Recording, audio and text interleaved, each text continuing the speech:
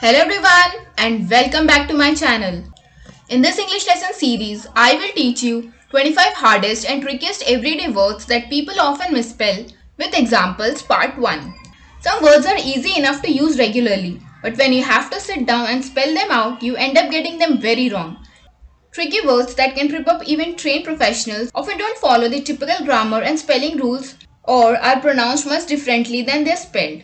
Many people also get tripped up on the word a lot. Somewhere along the way, it's become common for people to use a lot. Even a spelling check isn't telling us we are wrong. However, that you wouldn't write a little, so you shouldn't write a lot. The word playwright is another head scratcher for many folks. After all, a playwright writes a play. So why wouldn't you spell it playwright? Hint, there's a history and grammar lesson involved. So without any further delay, let's look at the 25 hardest and trickiest English words to spell. So the first word is accommodate. Many people pronounce this word as accommodate, but the correct pronunciation is accommodate, meaning to have enough space for somebody or something, especially for a certain number of people. Let's look at the example. They were kind enough to accommodate me with a ride to the train station. New facilities are being added to accommodate the special needs of elderly residents. Let's look at a second word, acquire. Many people pronounce this word as acquire, but the correct pronunciation is acquire, meaning to obtain or buy something. Let's look at the example. The team acquired 3 new players this year. He could acquire property and even hold their slaves. Let's look at a third word, acquit. Many people pronounce this word as acquit, but the correct pronunciation is acquit, meaning to state formally that a person is not guilty of a crime. Let's look at the example. He can only acquit you if the fine is paid. Let's acquit ourselves as well. Let's look at a fourth word, a lot, meaning a large amount or number of things or people. Let's look at the example. I like a lot of toppings on my pizza. I've been thinking a lot about this problem and I think I have a solution. Let's look at a fifth word, calendar. Let's look at the meaning. A list that shows the days, weeks and months of a particular year, or a system for dividing time into fixed periods and for making the beginning and end of a year. Let's look at the example. According to the calendar, my birthday falls on a Sunday this year. I need a calendar. Let's look at a sixth word, cemetery, meaning a place where dead people are buried and especially a place that does not belong to a church. Let's look at the example. He was buried in Highgate Cemetery. I buried my dog at the pet cemetery. Let's look at a seventh word, changeable. Many people pronounce this word as changeable, but the correct pronunciation is changeable, meaning likely to change or often changing. Let's look at the example. The climate is rather changeable and rapid falls of temperature are not uncommon. The weather is very changeable at the moment. Let's look at our eighth word, conscience. Many people pronounce this word as conscience, but the correct pronunciation is conscience, meaning the part of your mind that tells you if what you are doing is right or wrong. Let's look at the example. He is objective and fair in his judgments and true to his conscience. A clear conscience is always victorious. Let's look at a ninth word, conscientious. Many people pronounce this word as conscientious, but the correct pronunciation is conscientious, meaning used about people careful to do something correctly and well, or used about actions done with great care and attention. Let's look at the example. Natasha was a conscientious and she would never ask her employees to do anything she wouldn't do. She was conscientious with great regard to her duties as examiner. Conscious, meaning able to see things or hear or feel or etc. Or awake. Let's look at the example. The patient seems to be conscious.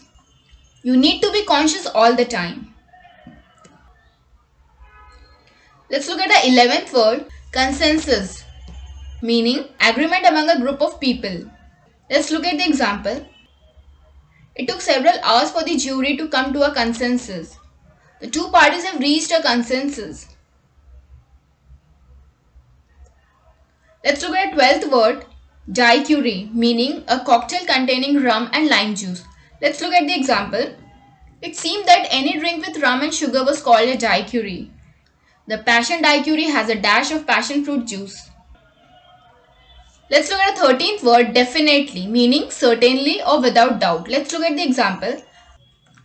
I shall definitely be at the airport to meet you. Our trip was definitely a success. Let's look at a 14th word, discipline, meaning the practice of training people to obey rules and behave well, or the practice of training your mind and body so that you control your actions and obey rules, or the third meaning, a way of doing this. Let's look at the example. He is a man of extraordinary discipline. I started my blog in order to discipline myself to write every day. Let's look at a 15th word, fiery, meaning looking like fire or quick to become angry. Let's look at the example. Her hair was fiery red and curly, her frame tall and slender. A helicopter crashed in a fiery explosion in cilantro. Let's look at a 16th word, gauge.